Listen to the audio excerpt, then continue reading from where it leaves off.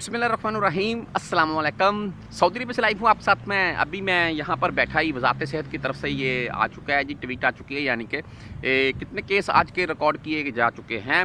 तो 752 केस आज रिकॉर्ड हो चुके हैं। कल भी 700 प्लस थे, आज भी 750 हो चुके हैं जी।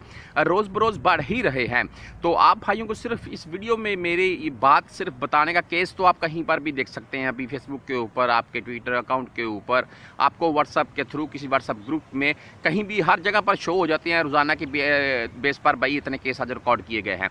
तो 752 केस आज रिकॉर्ड हो चुके हैं। मैं सिर्फ इस वीडियो में आपको ये बताना चाहता हूँ कि दुआ कीजिए, मेरी भी दुआ है कि अल्लाह ताला की ज़ात करम करे, रहम करे। हम जो खासकर गैर मुल्की यहाँ पर मुकीम हैं, पहले ही हम इसका खमियाजा बहुत भुगत चुके हैं।